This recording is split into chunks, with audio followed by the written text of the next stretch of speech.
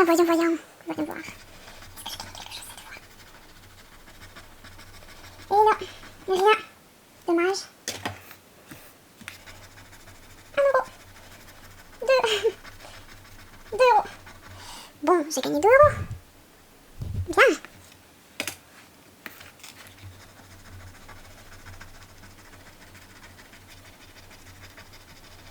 3 euros. Bon, en tout, j'en ai eu, hein.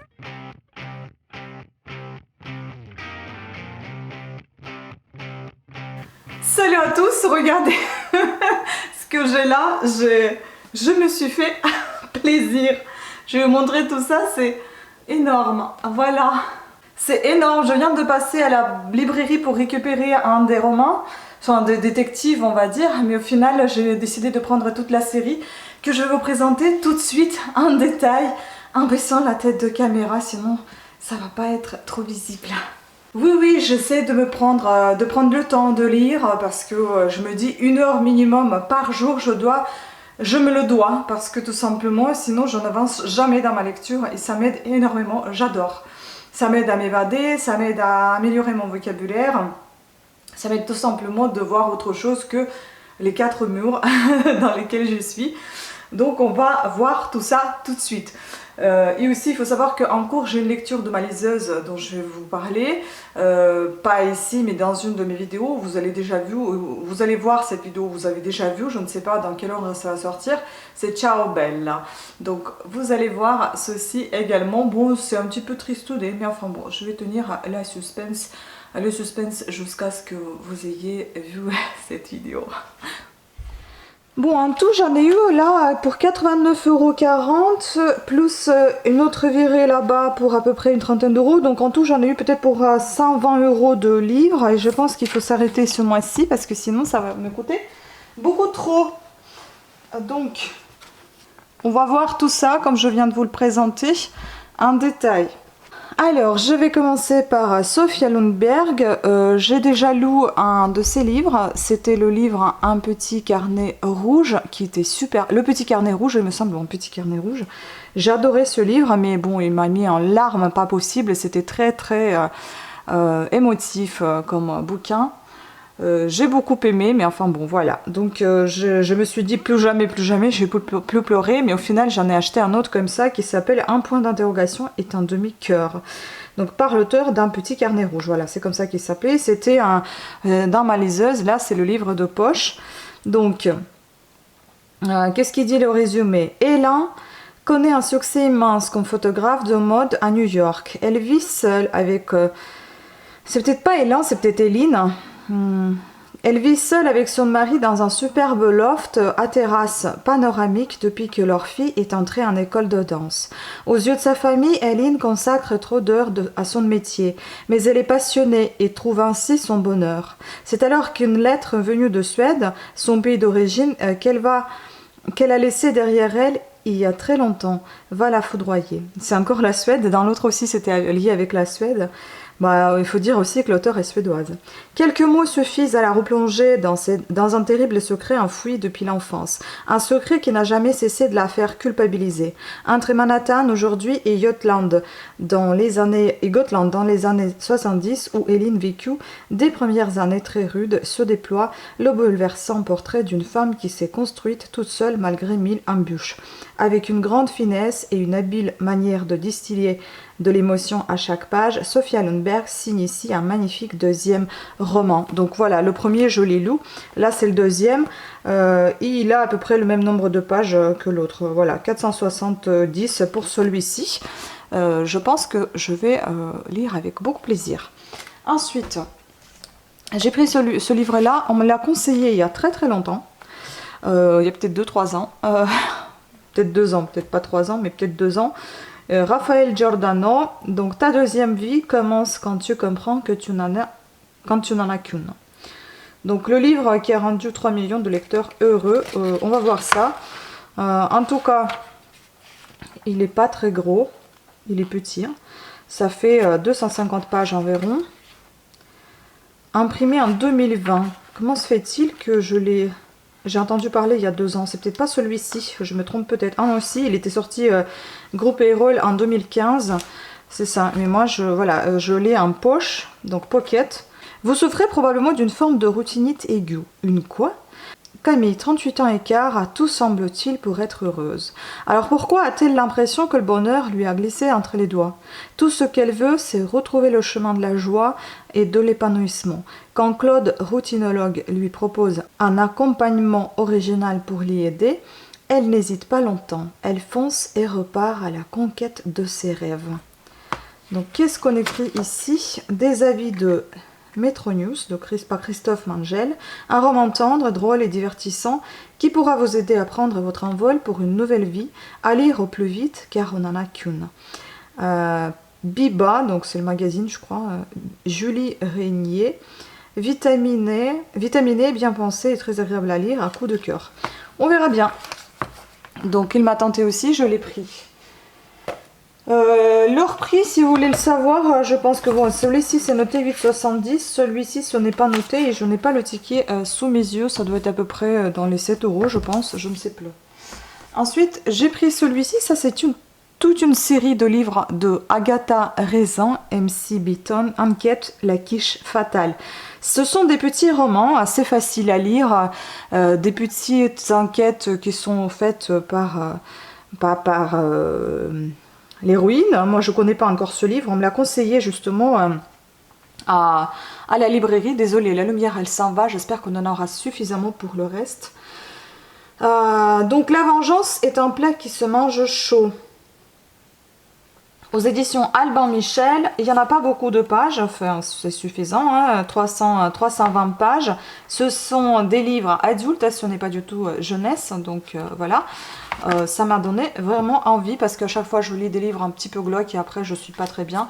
Donc ça c'est quelque chose où il y a de l'humour, il y a de l'enquête, il y a un peu de détective, voilà, donc c'est un peu sympa. Hein, et donc j'ai décidé de prendre pour tester, ça c'est le premier. Il est à coûter 14 €. Sur un coup de tête, Agatha Raisin décide de quitter Londres pour goûter aux délices d'une retraite anticipée dans un paisible village des Cotswolds, où elle ne tarde pas à s'ennuyer ferme. Afficher ses talents de cordon bleu au concours de cuisine de la paroisse devrait forcément la rendre populaire. Mais à la première bouchée de superbes quiches, l'arbitre de la compétition s'effondre et Agatha doit révéler l'amère vérité. Elle a acheté la quiche fatale chez un traiteur. Pour se disculper, une seule solution, mettre la main à la pâte et démasquer elle-même l'assassin. Donc Agatha Raisin, c'est une Miss Marple d'aujourd'hui, une canca qui n'a pas froid aux yeux, fume comme un pompier et boit sec, sans scrupule, pugnace, à la fois exaspérante et attendrissante, et vous fera mourir de rire. Voilà, Agatha Raisin de MC Beaton est un véritable trésor national par The Times. À voir, c'est un roman anglais, écrit encore par une anglaise, donc moi c'est tout ce que j'aime, donc on va voir. Puis si j'aime, je vais acheter toute une série et je vais vous la présenter. Ensuite, j'ai pris toute cette série-là de Les détectives de Yorkshire. Où est le début? Je crois que le début, le premier, c'est celui-ci. Je l'ai commandé exprès parce qu'il n'était pas disponible à la librairie. C'est pour ça que je voudrais, en fait, j'ai pris tout pour éviter de courir derrière les bouquins parce que c'est épuisant. Mais bon, c'était relativement vite, donc c'est plutôt sympa. Alors, c'est le premier, mais en fait, j'essaie de trouver où c'est marqué 1, 2, 3, etc. Parce que chaque fois, je me repère par rapport à la Wikipédia que j'ai vue. Et eux, je sais pas, ils ont regardé ça à la fin, mais qu'est-ce qu'ils ont regardé à la fin? Parce que j'aimerais plutôt vous les présenter comme ça se présente, la suite de chacun. Donc, le premier, c'est Date with Deez. Donc, La Bête Noire, édition La Bête Noire. C'est collection La Bête Noire, édition Robert Laffont. Rendez-vous avec le crime. Et donc, c'est le premier livre de série Les détectives de Yorkshire par Julia Chapman. J'aimerais trop les lire. Je sais pas si je vous en ai parlé, j'ai publié sur Instagram en demandant qu'est-ce que vous en pensez, et l'auteur même m'a dit que c'était génial. Bon, c'est pas pour ça que j'ai acheté, c'est parce que j'en avais vraiment envie et ça faisait plusieurs fois que je passais devant et bon, là, cette fois, je les ai achetés, tous. Donc là, il y en a à peu près 400 pages. Donc la mort est aveugle. Quand Samson O'Brien débarque sur sa moto rouge à Browncliffe, dans le Yorkshire, désolé pour mon accent, pour y ouvrir son agence de détective privé, la plupart des habitants voient son arrivée d'un très mauvais œil. De son côté, Delia Metcalfe, génie de l'informatique au caractère bien trempé, tente de sauver de la faillite son site de rencontres amoureuses. Pour cela, elle décide de louer le rez-de-chaussée de ses locaux. Quelle n'est pas sa surprise quand son nouveau locataire se révèle être Samson et qu'elle découvre que son entreprise porte les mêmes initiales que la sienne. Les choses prennent un tour inattendu lorsque Samson met au jour une série de morts suspectes dont la piste le mène tout droit à l'agence de rencontre d'Odelia. Donc, premier volet d'une série So British, Rendez-vous avec le crime est un polar drôle, plein de charme et au casting haut en couleur. Donc, par Kirkus Reviews, le roman de Julia Chapman se place directement en tête de liste des Cozy Mysteries. Donc, écoutez, je vais lire ça avec plaisir. Traduit de l'anglais par Dominique Haas. 14,90 pour le livre. Et chacun coûte ce prix-là. Donc, le deuxième, c'est un Rendez-vous avec le mal. C'est celui-ci. J'adore leurs couvertures, elles sont très gaies. Enfin, les couvertures sont très gaies. Et ça fait sympa, ça fait sympa dans la bibliothèque, ça fait plaisir de lire. Et j'ai aussi, il y a une autre série qui me plaisait. Je vais vous montrer, peut-être que vous en savez quelque chose. L'amour n'est pas de tout repos. Quand Madame Sheffer vient voir Samson O'Brien à l'agence de recherche des Vallons, convaincu que quelqu'un essaie de la tuer, le détective privé pense avoir affaire à une vieille dame un peu sénile. Pourtant, après une série de curieux incidents à la maison de retraite de Fellseed Court, il se demande s'il n'aurait pas dû prendre la chose un peu plus au sérieux. Alors que Noël approche, Samson se lance dans une enquête qui l'oblige à renouer avec les habitants de Browncliffe. Cela, même qu'il a fui une dizaine d'années auparavant et qui le traite à présent comme un paria. Et qui mieux que la tempétueuse Delia Metcalfe, propriétaire de l'agence de rencontre des Vallons, peut l'aider à regagner leur confiance. Donc c'est un deuxième volet d'une série sur British. Rendez-vous avec le mal est un polar drôle, plein de charme et au casting haut en couleur. Donc en fait, c'est à chaque fois, c'est derrière, c'est marqué le numéro 2e, 3e, etc. Je ne sais pas si c'est marqué quelque part ici. J'ai cherché, mais j'ai pas trouvé. Peut-être que ça veut dire quelque chose, cette inscription-là. Donc voilà, Jean-Paris, libraire à la Fnac de Lille, dit que Samson et Delia, le meilleur du Cozy Mystery. Donc celui-ci a été traduit pareil par Dominique Haas et cette fois Stéphanie Léniel. Voilà, ensuite le troisième et c'est celui-ci. Donc pareil, les détectives de Yorkshire avec le mystère. Donc le rendez-vous avec le mystère, pareil de Julia Chapman, toujours. Traduit à nouveau par Dominique Haas et Viviane Mikhailkov. Celui-ci me paraît plus épais, il fait un peu plus que les autres, j'ai l'impression. Il fait 480, les autres ils faisaient autour de 400 pages. Donc la mort n'a pas dit son dernier mot. Engagé par le notaire Matty Thistlethwaite, pour retrouver le certificat de décès d'une femme morte il y a 20 ans, le détective privé Samson O'Brien imagine l'affaire vite pliée. Mais dans le petit village de Browncliffe, les choses sont rarement aussi simples, surtout que Matty insiste pour que Delia Metcalfe, avec sa connaissance intime de la région et de ses habitants, collabore à l'enquête. Au fil de leur investigation, Samson et Delia se retrouvent entraînés dans un mystère qui pèse sur Browncliffe depuis des décennies. En cherchant la vérité, ils vont déterrer des secrets que certains auraient préféré garder bien enfouis. Ici, on a avis d'Amélie Cordonnier de Femme Actuelle. Un rendez-vous avec le crime, cela ne se refuse pas.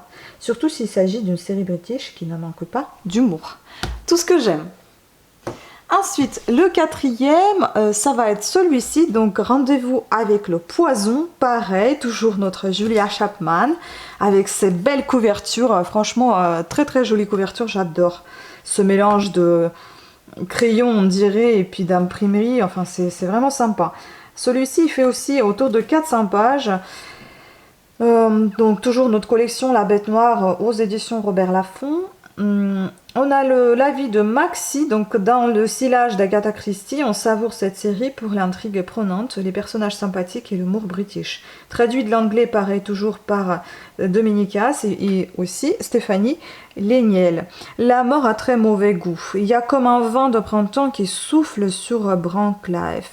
Mais la belle saison est loin de profiter à tout le monde. Mêlé à une affaire de meurtre, Samson O'Brien doit répondre aux questions pressantes de la police. Et quand son passé est révélé au grand jour, c'est la ville entière qui se ligue contre lui. Dans toute cette agitation, il n'y a que le vétérinaire du coin pour s'inquiéter d'une série de morts inhabituelles au sein de sa clientèle canine.